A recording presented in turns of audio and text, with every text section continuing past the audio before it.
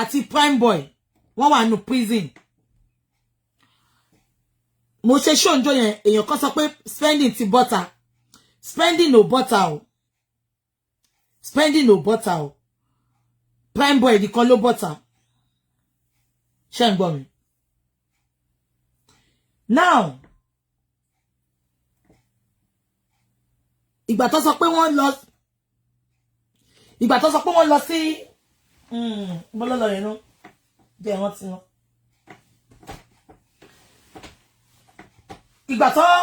Ìgbà tí ṣe wọ́n ti pé ìgbà tí spending àti prime boy wà ń bẹ̀ ṣe gbogbo yín rántí. Wọ́n sọ pé wọ́n need owó, wọ́n fẹ́ raise owó fún wọn. Ṣe gbogbo yín rántí lọ́dọ̀ platform Yeye Kudi. Ṣé ń gbọ́ mi? Lọ́dọ̀ platform Yeye Kudi ni wọ́n ti fẹ́ raise owó yẹn fún wọn nígbà yẹn. Gbogbo àwọn èèyàn náà tó jẹ́ bloggers náà wọ́n dá sí because gbogbo wa fẹ́ jẹ́ kí spending àti prime boy jáde síta because I believe pé àwọn ló lè tan ìmọ́lẹ̀ sí ọ̀rọ̀ wa. Ṣé ń gbọ́ mi? So everybody was really interested pé kán jáde síta. Ẹ kọ́kọ́ bá mi bí àwọn ọ̀jọ̀gbọ́n ta ló mọ Bossman, ta ló mọ Boss Rat àti Moses ibo ló ti wá, ìlú wo ló ń jà fún, ṣé kò ṣe pé wọ́n fẹ́ fi wọ́n wá ṣe spy, ṣé kò ṣe pé wọ́n fẹ́ wá fi wọ́n ṣe spy because àwọn méjì yìí Bossman ó ń lo Moses pé Moses ń bá wọn ṣe run around lẹ́kọ̀ọ́ àbí kò yé yín. But this same Bossman ó ń lọ kiri ó ní owó kọ́kọ́ send ẹ̀ sákàǹtù kan. Mo ń bọ̀ ẹ jẹ́ kí n bẹ̀rẹ̀ láti bẹ̀rẹ̀. Mo ń bọ̀ o. Oh, ibi báyìí kọ́ mo ń bọ̀, sorry. Ibi báyìí náà ni. Ẹ má bínú. Now ìgbà tó bẹ̀rẹ̀ pé wọ́n fẹ́ ṣé ń gbọ́.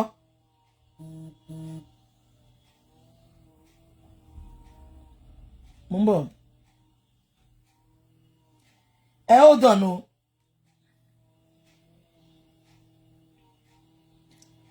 Mo fẹ́ ka àwọn nǹkan kan fún yín.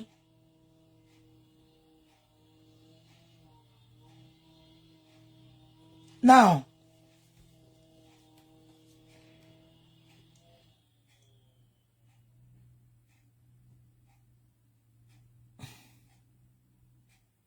mo ń bọ̀. Mo fẹ́ ka nǹkan kan fún yín ni o.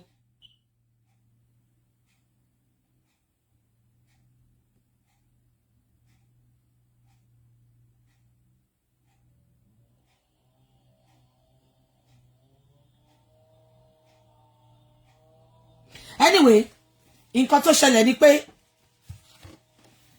ṣé ń gbọ́ mi. Ìgbà tí Yeye Kudi bọ́ síta tí wọ́n fẹ́ raise fund yẹn. Ṣé ń gbọ́ mi. Mo wo show yẹn ńjọ́ yẹn. Ṣé ń gbọ́ mi. Spending ò ní account. Prime boy ti jáde ńgbà yẹn. Ó dàbí spending ó wá fẹ́ gba owó fún. Ṣé ń gbọ́. Bossman kidi ò dá account. Spending ò l'account. Wọ́n ti block account ẹ̀. Ìtò wọ́n ti arrest ẹ̀. Ṣé ń gbọ́ mi. Ó wá happen pé account grandma ẹ̀ lọ lò. So ibẹ̀ lówó yẹn ń lọ. Mo dẹ̀ rántí ìgbà tí Yeye Kudi bọ́ta tó sọ pé owó ti wọ 5 point something. Owó ti wọ àwọn wá 2 million. Ipe but owó ti wọ 5 million. Ipe káwọn èèyàn má dáwó mọ́. Ṣé ń gbọ́ mi. Mo dẹ̀ tún gbọ́ náà tí Yeye Kudi sọ ńbẹ̀ pé tó bá ti lo 2 million yẹn tán pé owó tó bá kù ipe kan fún mi mọ̀ tó ń jẹ́ ìyá Ìjẹ̀ṣà bí nǹkan kan. Kan fún ó dàbí kan fún grandma, kan fún mommy spending, God bless you. Pé kan fún màmá arúgbó kan ipe kan ná. Ṣé ń gbọ́ mi. Wọ́n ní pé kí spending lọ ná kó fi tọ́jú ara ẹ̀. Èmi gbọ́ gangan mo gbọ́njọ́ yẹn, èmi gbọ́ tí Yeye Kudi sọ. Ṣé ń gbọ́ mi. Wọ́n ní gbogbo owó èyí tó bá balance tó bá kù ní owó yẹn kọ́ ipe kí spending kó fún ìyá arúgbó kan, ìyá àgbà, kó fún nǹkan kan pé ó ti tó pé at least wọ́n ti rí owó. his mom and grandma, yeah, but he didn't sing torí ó dà bí ṣe lie down yẹn kò jẹ́ kọ́rọ̀ wá sí mi lára. Yeye Kudi ní kó fún mommy wọn àti grandma wọn. So èmi ò tẹ̀ wá mọ̀ pé wedding ò tí jáde síta. Mo wá rí ibi tí Yeye Kudi ti pè Westo ní olè níjẹta. Mo wò pé no, kí ló ń ṣẹlẹ̀ pé èṣù mà ti jẹ̀bi. Mo ní this is unlike Yeye Kudi. Mo ní kí ló ń ṣẹlẹ̀? Yeye Kudi ti gbé Westo wá sórí chat wọn rí. Top praise ẹ. Mo ní what is happening here? Èṣù lágbára kò ní gbàlà. Ṣé gbogbo yín dẹ̀ rántí pé Westo ti pè mí sórí chat? Ẹ bá mi dé tẹ́ bá rántí. Ṣé rántí pé Westo ti pè mí sórí chat? Ṣé rántí? Tó sọ pé a máa sọ̀rọ̀ later. So bí ṣe rí tí Yeye Kudi sọ̀rọ̀ yẹn, mo ní no. Bí kí ló ń ṣẹlẹ̀? Tán fi sọ pé Westo olè.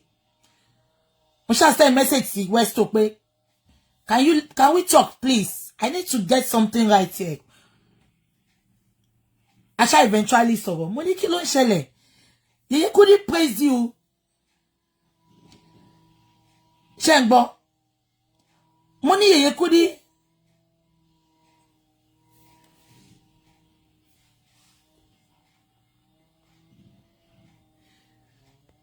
Number. Ṣé ń gbọ́ mi? Mo ní but Yeye Kudi praise you pé kí ló ń ṣẹlẹ̀? Bàbá yẹn bá mú ẹjọ́ ó bá rò. Ó ní kò sẹ́ni tó ní nọ́mbà prime boy àti spending lọ́wọ́. Ó lòun ni. Ó ní òun ò mọ group tí Múyìwá wà. Wọ́n ṣàpè òun jọ yẹn pé Múyìwá máa wá sí Èkó fún inquest. Yeah, spending is still in prison, yes. Ó yìí wà ní detention, yes. Ó ní wọ́n ṣàpè òun pé Múyìwá máa wá pàdé òun. Òun àti Múyìwá ṣàríra. Òun dẹ̀ sọ fún wọn pé òun lọ sí pàǹtí láti lọ wo. Ṣé ń gbọ́? Òun lọ sí pàǹtí láti lọ wo spending àtàwọn prime boy. Ó dẹ̀ lọ máa yẹn tẹ̀lé. Ó nígbà táwọn débẹ̀ ojú ẹ̀ lòun ti ń bá gbogbo wọn sọ̀rọ̀. Òun ò fi kọ́kọ́ bò fún wọn. Ó nígbà tó dẹ̀ sọ̀rọ̀ tán àwọn òun bẹ̀. Ó nígbà táwọn wá kúrò bàbá yẹn lọ ń pe PA òun. Ìyẹn Moses yẹn ó ń pe PA pé kó fún òun ní nọ́mbà. Kó fún òun ní gbogbo nọ́mbà prime boy spending gbogbo wọn. Ṣé ń gbọ́? Nọ́mbà prime boy gbogbo wọn. Anyway, kí n má fọ̀rọ̀ gùn. Wọ́n bẹ̀rẹ̀ sí ní pé spending wọ́n ń ṣe. Ṣé wẹ́ pé over 5 million ló dá sí inú account to spending. Meanwhile, gbogbo yín náà mọ Naija. A lè sọ pé 2 million ló máa fi ṣẹjọ́. Kó eventually. Ṣé ń gbọ́? Kó eventually kó wọ 5 million.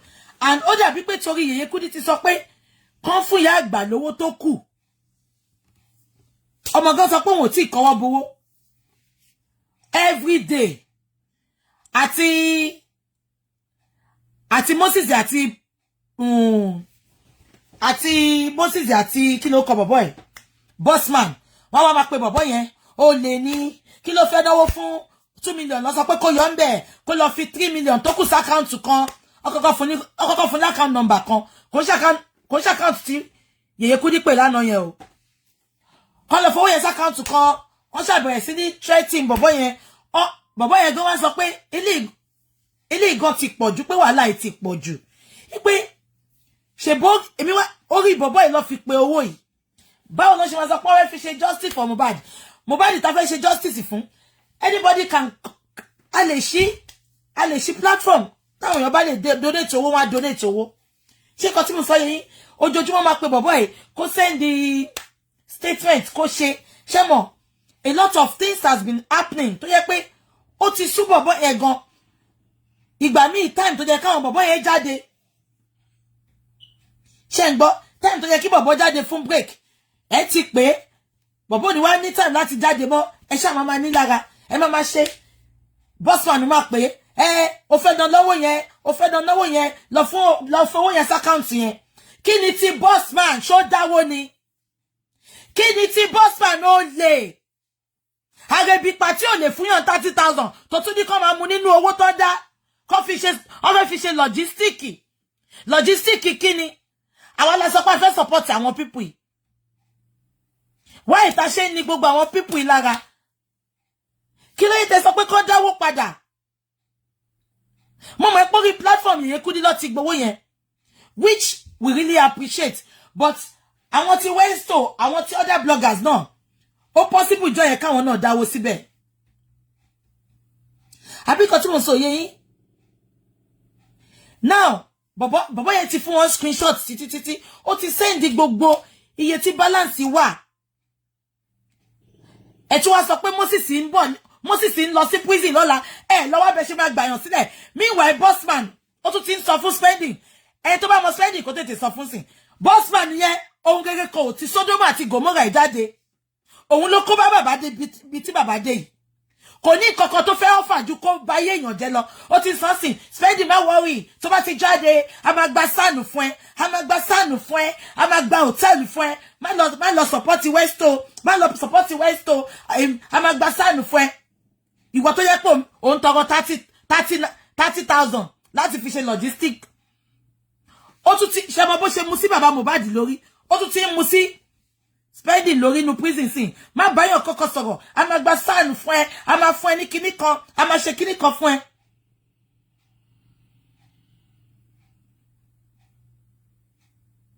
Àbí nǹkan tí mo sọ yé yín. Irọ́ tó pa fún bàbá Mohbad títí. Ó tún ti ń pa fún spending. Ṣé ẹni mọ nǹkan tó yín sọ bẹ́ẹ̀ yẹn? Owó tó wà lọ́wọ́ spending ló fẹ́ ná.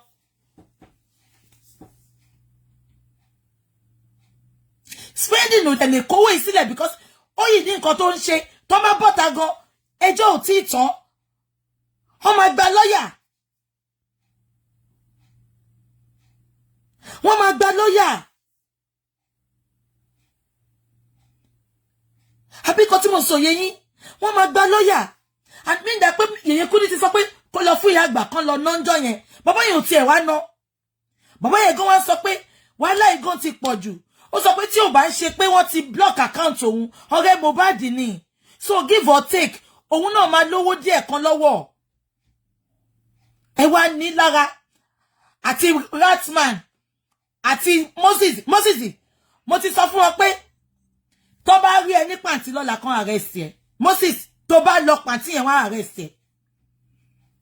Ó wá sọ pé ó fẹ́ lọ gba statement. Kí ló kàn yín kọ statement?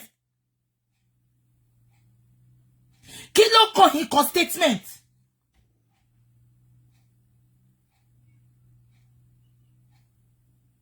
Kí ló kàn yín kọ statement?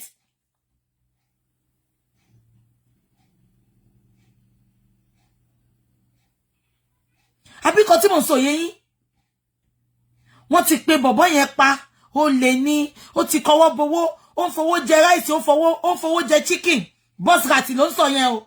Ẹjọ́ ṣé yàn lè máa múra nínú prison tó wà yẹn. Báwo ló ṣe fẹ́ náwó? Why tí Bossman yìí ń da gbogbo, tó ń da gbogbo.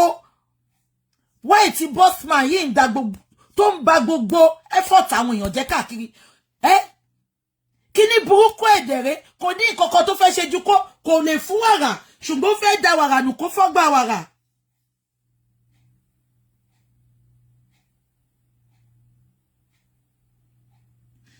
Àbíkọ́ tí mo sọ yé yín. Ó fẹ́ da wàrà nù kó fọ́gbà wàrà. Kí ló jẹ́ tó jẹ́ pé money is the root of all problems in our society.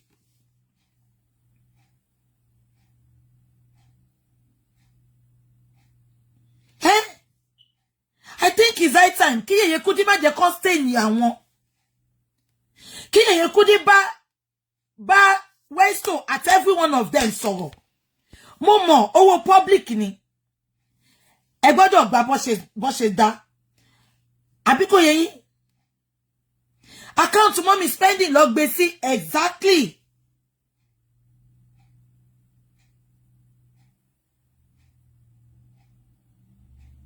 Àbí kò tí mo sọ yé yín. Mama Gold, why will we drop that money? Tell me. You gave me money now to use for my course.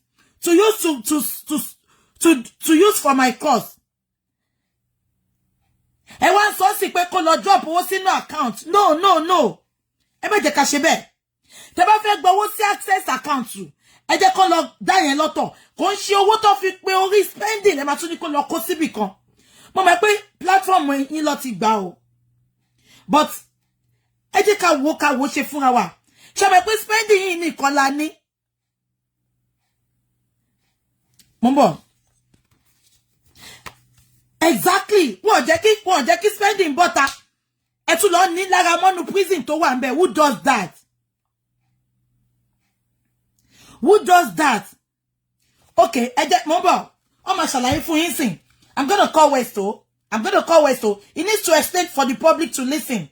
He needs to explain to the public. I'm going to call him now. 1 minute. Mumbo, it might be no. I'm going to call Westo down. Let him explain to the public what is happening. I'm going to call him. Hey, hold on. Kimu number MB Mumbo. It might be no. Oh yeah, I'm love like Kimo Ati wa lórí chat, please.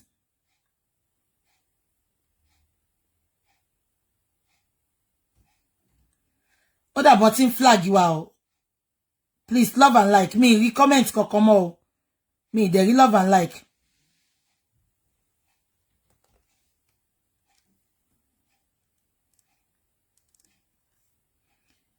Me love and like, please. Eba me love and like me Remo. I don't know what is happening now. Are we being flagged?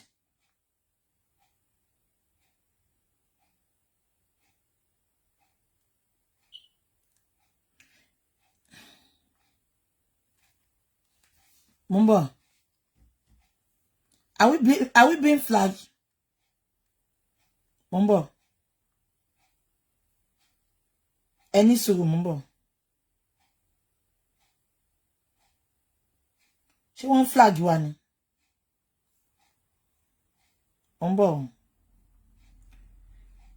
I think it's high time Westo need to talk, to come and talk. Ko te jẹ́ kí nǹkan tó ń ṣẹlẹ̀ yé everybody. Because ito ma pe lo le lèmi ṣe pé no a gbọ́dọ̀ máa ṣe báyìí pé kí ló ṣẹlẹ̀. Mo ti pe Westo. I love and like, please.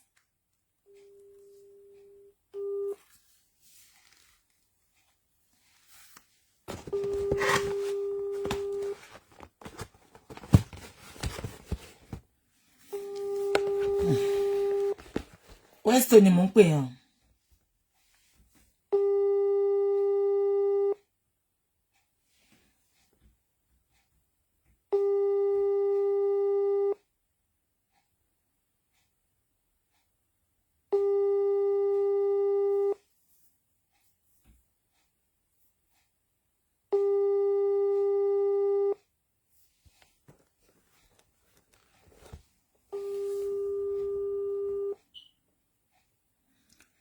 Ẹ jẹ́ kí n share lò sí Westo.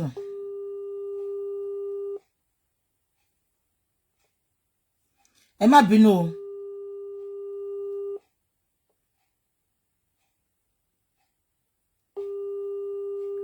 Ó dàbí Westo ti kó lórí kíní o. Kí táwọn Naija máa ń pa data. Ó dàbí Westo ti pa data.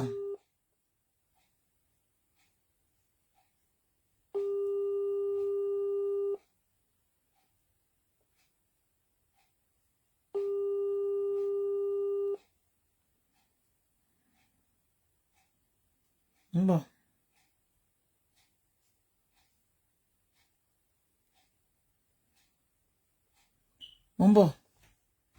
Okay. Kí n pe Yeye Kudi. Mi ní number Yeye Kudi. Ṣé ní number Yeye Kudi? Oh, she was on my show. When?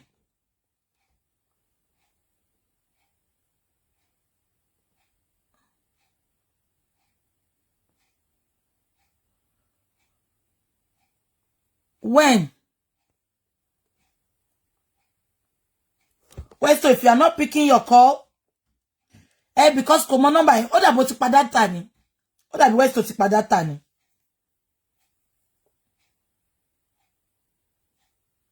Okay, ṣáwọn èèyàn pé Westo kó bá gbé ni. Báwo ni Westo ṣe ní pé? Oh, I was lying on the bed, yeah. Me rí. I don't have a Yekudi's number. Because me like it, me ni number Yekudi. So Yekudi was on my show. I was lying down. She want to put myself in lie down. Call him direct. Mo ni direct lórí account ni. Account mo fi ń bá yín sọ̀rọ̀ ni direct call wá. Ẹ jẹ́ kí n pe PA mi kó bá mi pè. PA sọnù mi. Olówó ni PA mi o. Àwọn tó ń ròlù Naija ni PA mi o. Kẹ́ bá rò bí PA tí ò lówó lọ́wọ́ ni PA mi o.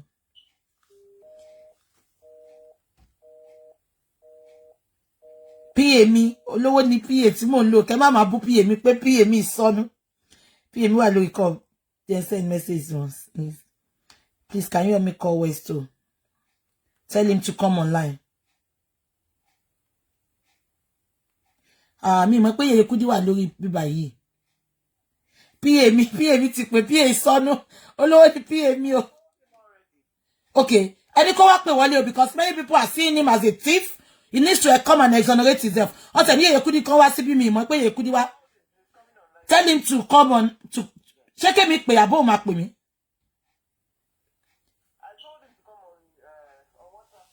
Okay, yeah, okay.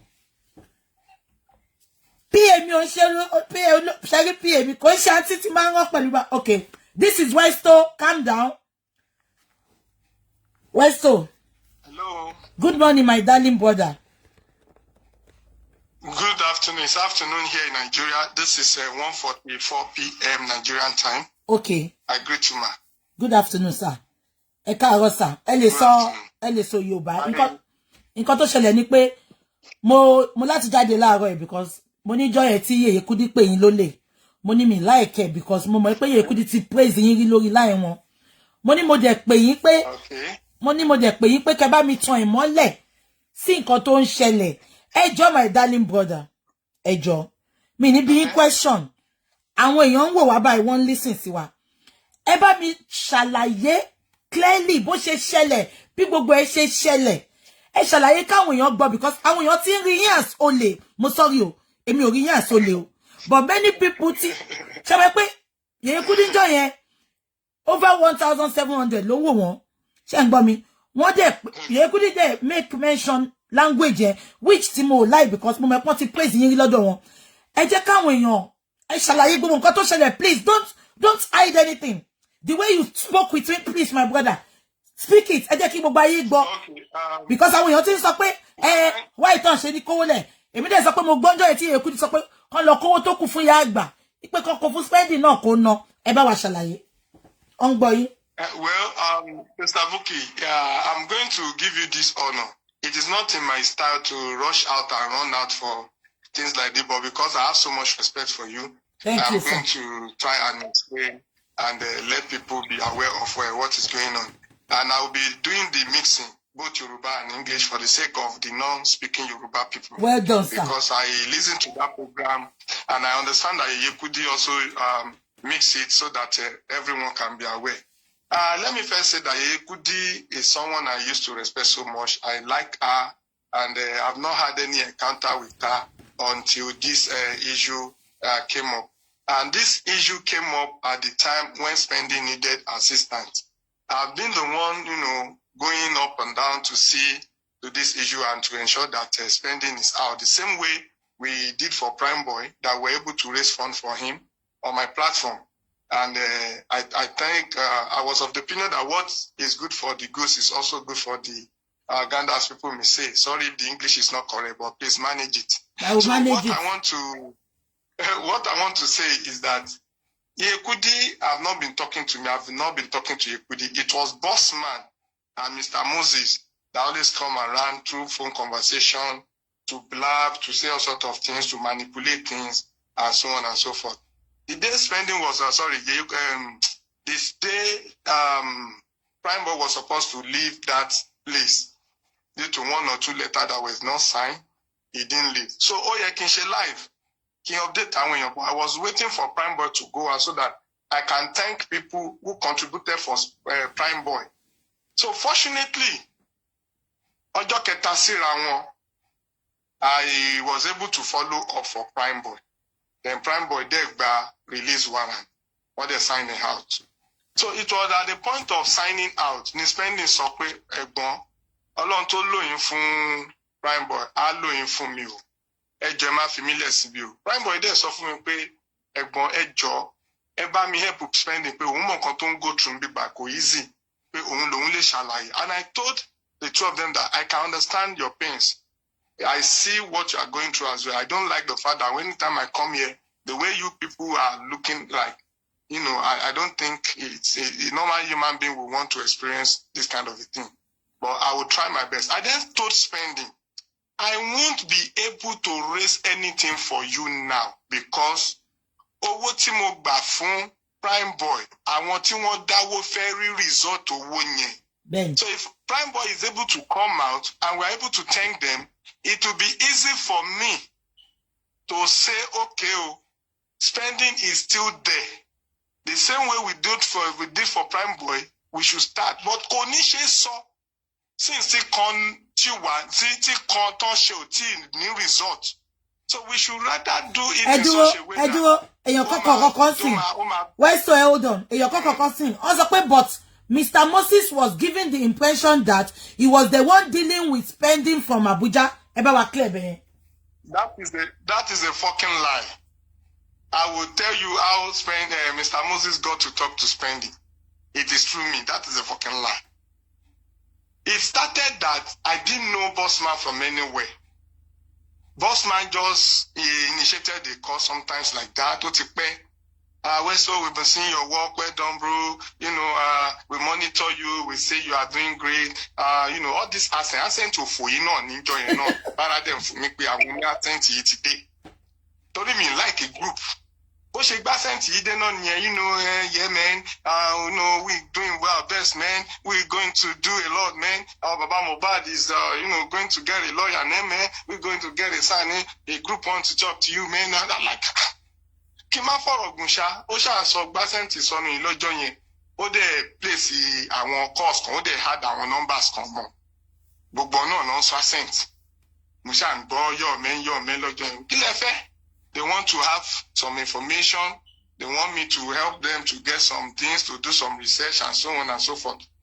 Ibeni Ashati Kone, Ibeno, no group ni Mr. Moses is not introduced as someone representing them in Nigeria.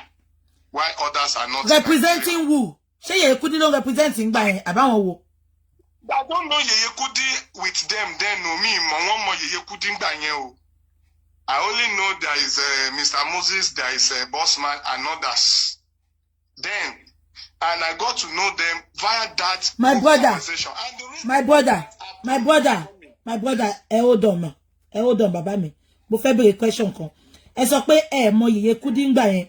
Ipe Bossman, Moses and others. Please, who are the others, please, Baba mi? Sister Buki, when I mean others, I can't determine the numbers, the content, but I remember there is a lady called Lady Rhymes or something. I don't know if I got the name. There is a lady called Susan. There is another lady, I should say woman, called Victoria. One shall Olori group called Yemi anymore. Later gomi mo kan tún wá jà nínú group yẹn tán wà divided. Tẹ́bi pé àwọn kan later lọ sí A, wọ́n dúró sẹ́gbẹ̀ kan. Àwọn kan later lọ sí B, wọ́n dúró sẹ́gbẹ̀ kan. Then since tèmi ò mọ̀, I don't even know kan níjà until the day Bossman was telling me wípé I've not been talking to you recently because I introduced you to some people and I see those people trying to claim you, like trying to be like they know you before I introduce you to them, and so on and so forth. What I noticed is that Cherry, others Timosonye, reason why I didn't even know their name is because by the virtue of what I do, a lot of people attract me and I attract a lot of people. Both good and bad people will come around, which is what has been happening. It is not at my discretion to now determine who is who I go with, who I relate with and the rest. I have my own board of directors. I have my organizations. I have 2 companies that partner with me in this. Why should I now form an association on social media with faceless people, pseudos, names that doesn't exist, nicknames? I will now be saying I have a group of people, nickname group, to be now relating and be giving confidential information. I don't do that. You know, me more gbogbo wọn nígbà ẹ papọ̀ as bóyá wọ́n ṣiṣẹ́ pẹ̀lú Yekudi or not. It was at the long run ni wọ́n wá sọ pé corona inquest tó ń bọ̀ yẹn, their representative is coming from Abuja. Who is this representative? Mr. Moses. Mr. Moses then engaged me to say, when it comes to Nigeria, when it comes to Lagos or corona inquest, we're going to see, we're going to talk, we're going to chat. He's representing a law firm. They are having sign, they are having this, they are having that. He has interest and that. Well, no problem. Me, I'm always on ground at the corona inquest. When you come, I will see you, we'll see ourselves. It was on the evening of that day that they started this group call Noni. What they had in me more call what they said, okay, one go pay want to cancel corona inquest. I said yes, I had the same thing. There is a lawyer that is very, very active in there that I contacted, and he told me that the corona inquest has been cancelled. It has been postponed to another time. Okay, Mr. Moses need them to wani Lagos already. Well, they don't today or my day or something. Since don't plan at a wa, return. Kóhun kúkú fi yẹn rí mi, káwọn sọ̀rọ̀ kàṣegbá kàṣàwo, òun fẹ́ rí bàbá Mohbad, òun fẹ́ rí some people in Alausa concerning this case and the rest. Well, me, I'm also in Lagos. I'm trying to do 1 or 2 things, and I want to ensure that at least Prime Boy is bailed out from that place. Okay. The next day, call Yinkwa. We should connect, we should see, we should this, we should that, and that. To cut the long story short, we met at Ikeja inside the secretariat in the Express. He was there before I arrived there because of not immediately. When I saw him, I greeted him. We explained pleasantries and the rest. Okay, good. What happened? What happened? He said he has interest in the case, in the matter. They'll be monitoring things, blah, blah, blah. So we're ready to reference. He was trying to reference the call, initial calls and the rest. More than kilo shelebai. Only shall Baba Mohbad. Anyway, I don't call Baba Mohbad anyhow.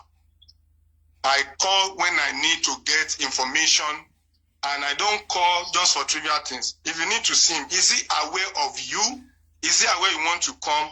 He said, Kima worry, Kinsha, Mobitonwa, where I could do or something. Anyway, initially, I would have been on my way to Panti, but let me call Baba Mohbad first. And I called the man. The phone was on speaker. Oh no, boss. Baba Baoni. Baba was on transit in a noisy place. And Baba said, well, so if you want to see me, let it be weekend. I'm not around, I'm not available now. You can hear noise. I said, Mogbo Ariwo. Pe bitewa. O Ariwo Pombe. She favor come for me. She weekend, she ma available. Oh no, ma available. Money, okay, no problem. Money, Mr. Moses, can you hear? You can't see Baba. So what next? Me, I want to be on my way to Panti. He's feeling reluctant that whether we should go or not, but at the end of the day, we agreed to go together because a mini schedule for that day. When I visited Panti, I called my PA to meet me there. PA at Mr. Moses Akadembe at the Wally. Even before we enter, you will see this strange approach of and when I talk to the necessary people, and because some of them already know me, they know my presence there. So I greeted, I entered, and with Mr. Moses. Ibeni Mr. Moses Itimakokori Prime Boy artist for the first time. And he was even discouraging me at a point. When I sensed why he was doing that is because he doesn't have an identity to approach the place. Kò ní identity, kò ní any recommendation tó máa fi wọbẹ̀, tó máa fi make a request yẹn. So ó pẹ̀lú nǹkan tó ṣe ń lọ́ra láti lọ in the first place. So when I was down, like, it's not a big deal, let's go. I know I can always find my way around the place and the rest. So kò jọ pé mo encourage ẹ, kò jọ pé mo fún ní confidence. Because ordinarily kò ní nǹkan tó fẹ́ lọ sọ́nbẹ̀, kò dẹ̀ ní nǹkan tó máa sọ tó máa fi allow ẹ̀ tó máa fi full access. So all low me as access ni láti débẹ̀. Ó lò yín as access kò ṣòun ló mọ̀, kò ṣòun ló ṣiṣẹ́ fún wọn directly. Kò sọ̀rọ̀ rí wọn mọ̀ rí. As a matter of fact, when I got there on that day, Baba Prime Boy was available, the lawyers were there, and so on and so forth. Even the lawyers were so reluctant to relate because they don't really know what this, that visitation is meant for. Kò mọ̀ wọ́n rí. As a matter of fact, kò bá wọn sọ̀rọ̀, èmi ni mo ṣẹ̀ṣẹ̀ introduce pé these are interested person from Abuja and ó wá represent the law firm and to this and that they are because of bó ṣe introduce ẹ̀ sí ara ẹ̀ sí mi bí gbà pé àwọn làwọn wà in charge of lawyer and so on.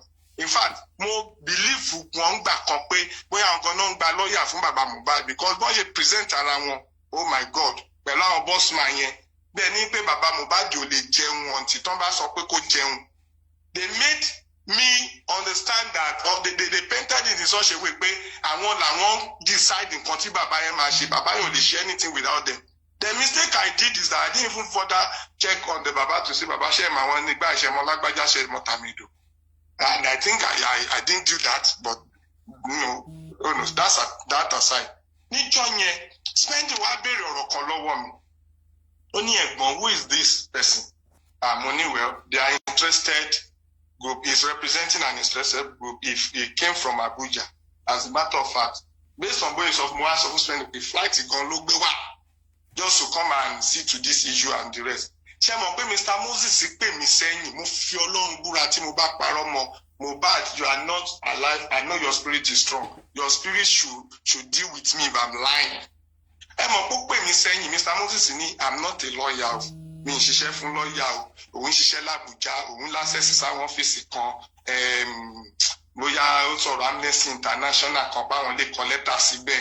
Òun lè ṣe kíni mo wá ṣẹ̀ṣẹ̀ rí bí ẹni pé ó ṣẹ̀ṣẹ̀ fẹ́ mọ tó ṣẹlẹ̀ láti máa fi mọ where to go, láti máa fi mọ what to do, láti máa ṣẹ̀ṣẹ̀ wá máa sọ pé kíni kan ó ti pè mí rí gan sórí kan bóyá lórí live mi ní TikTok tó ń sọ wípé we can sign a petition and the mo wá níta ló fẹ́ kọ petition ó ní àkàrà mo ní èmi ni máa sign èmi Jaloba family ni.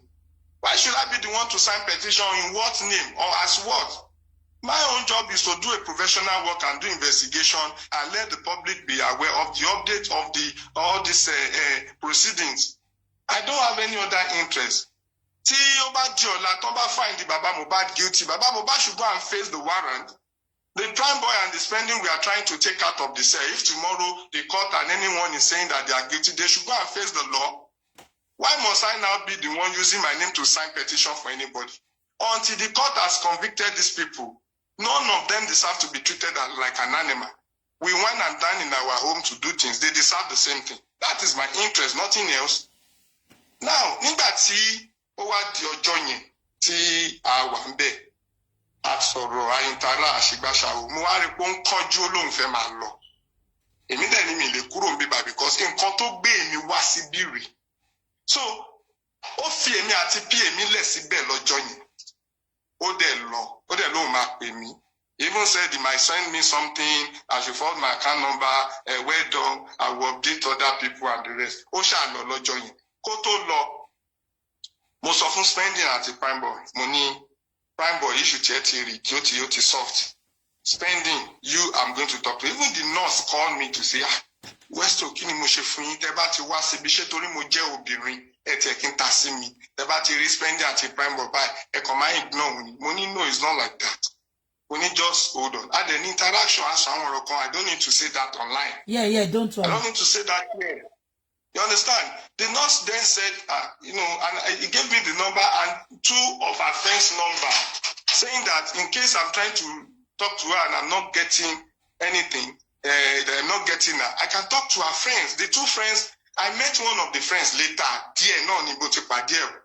and the other friend, I remember I called her and I noticed she was busy, but because I don't have too much to do with them, I don't do some cheats. I just let go.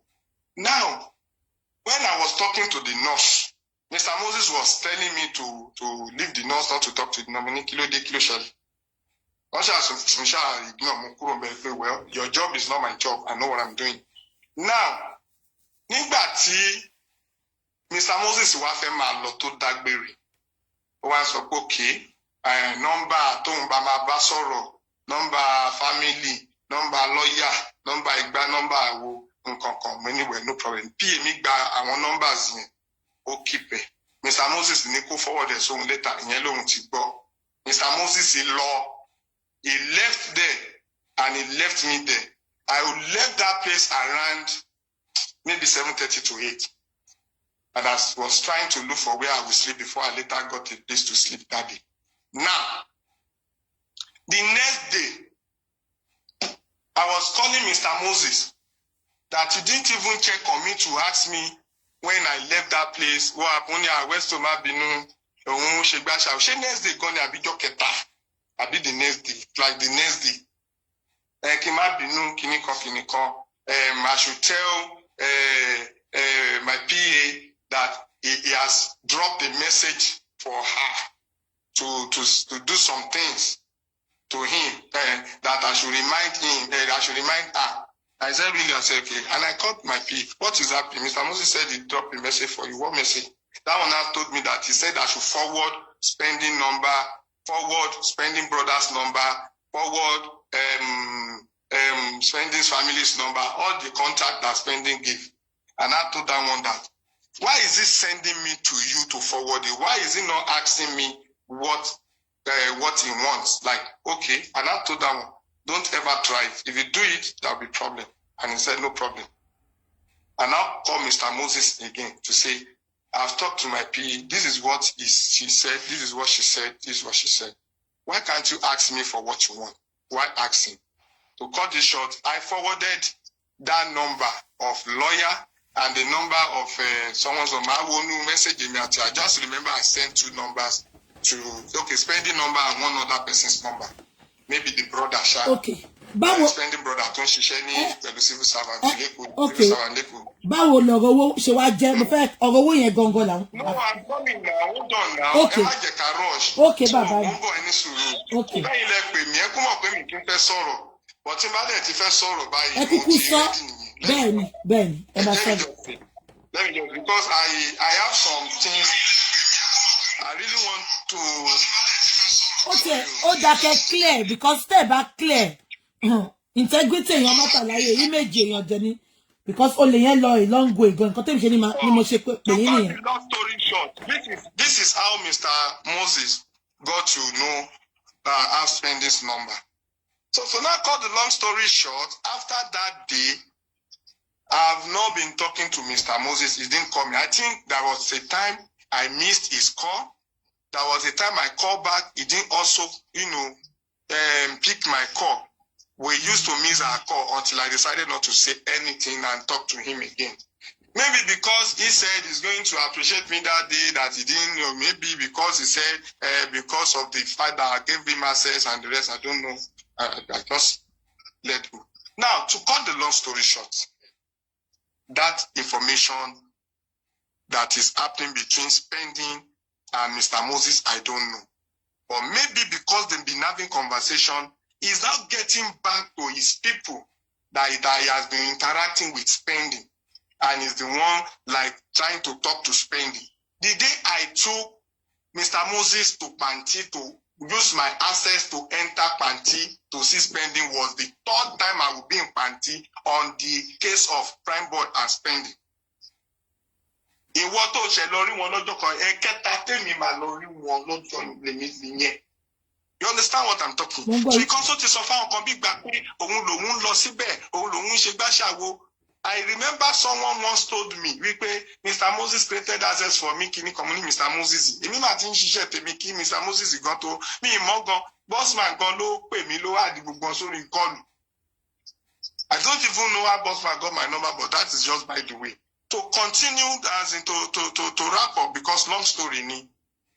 Conversation yẹn ti pẹ́ gbogbo wo sọ̀rọ̀ mọ́, a relate mọ́ until ọjọ́ tí prime boy fẹ́ jáde. Lọ́jọ́ tí prime boy fẹ́ jáde about 2 weeks ago if not more than. Ó yẹ kó ti jáde ní 3 days before ọjọ́ tó jáde. There was a delay.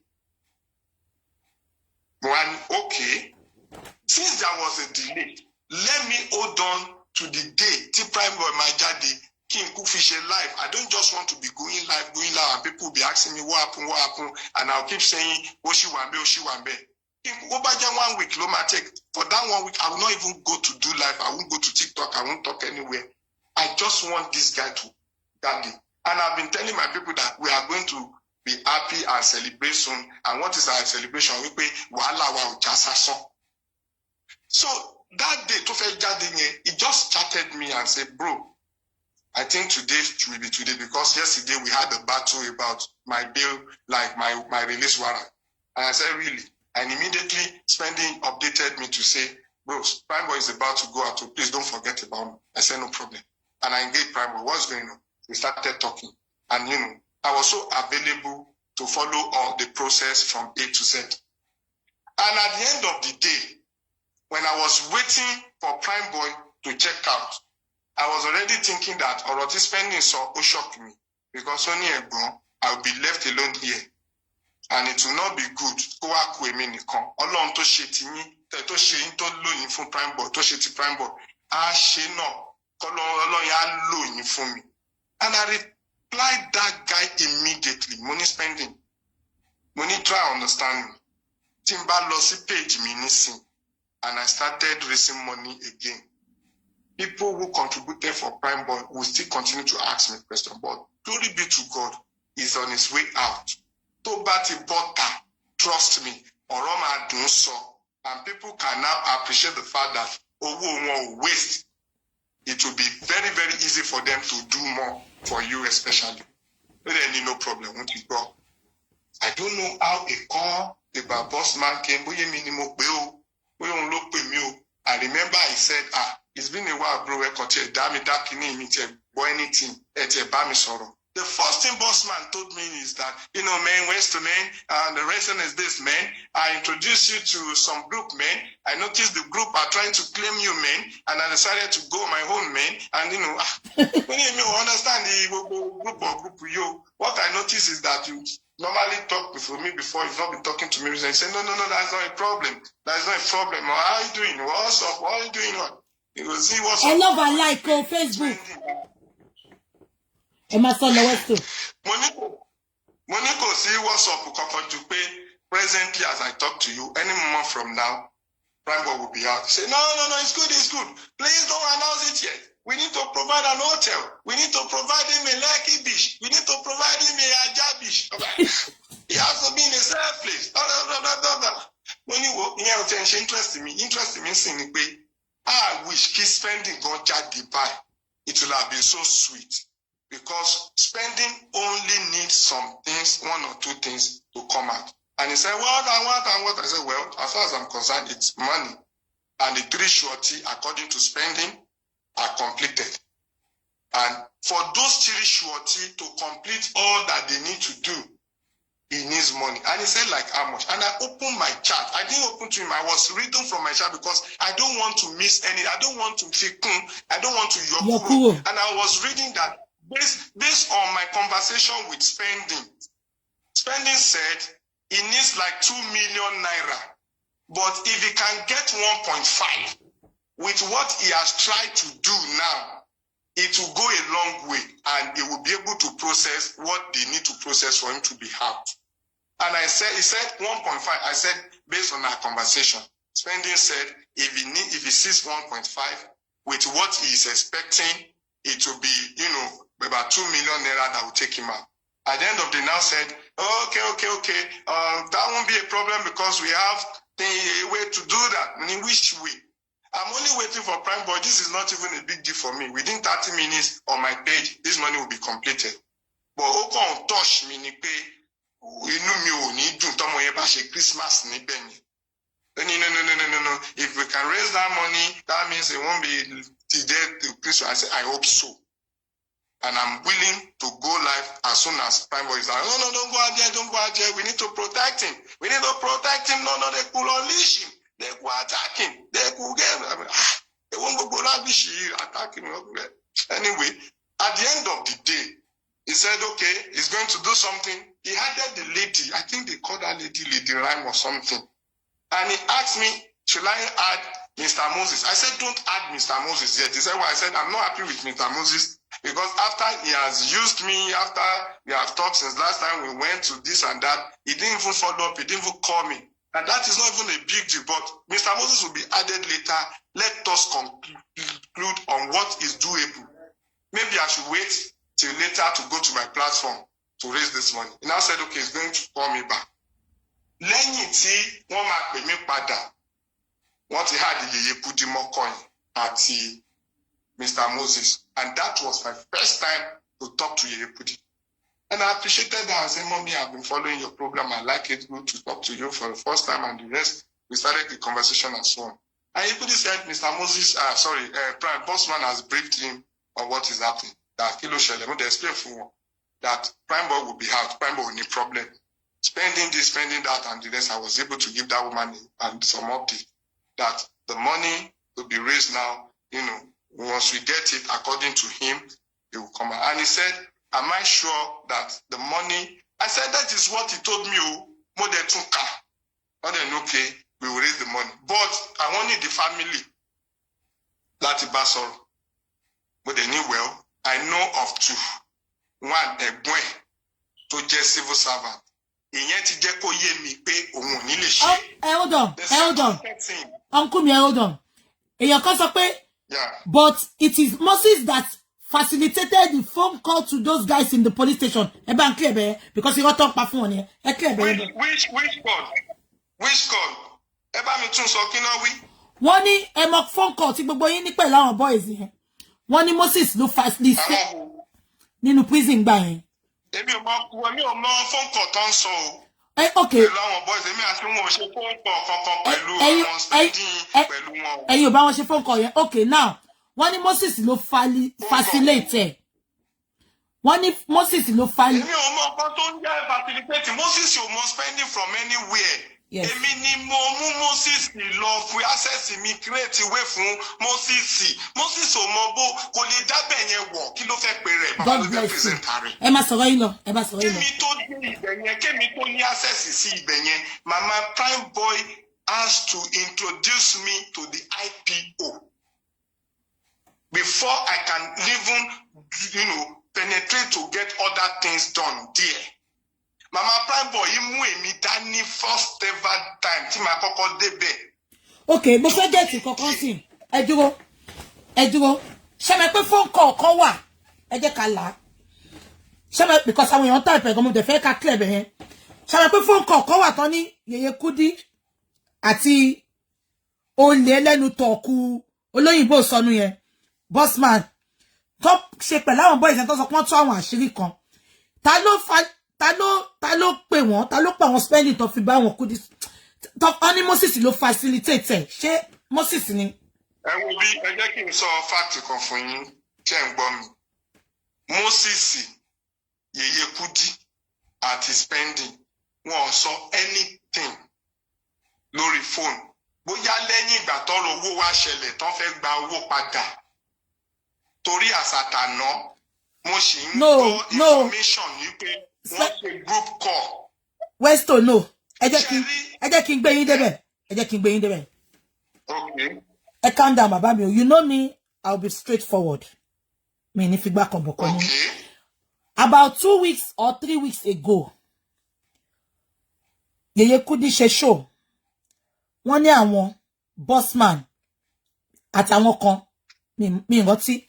Wọ́n ní wọ́n bá nurse spending àti kilo kobo boy Prime Boy wọ́n náà bá wọn sọ̀rọ̀ nínú prison.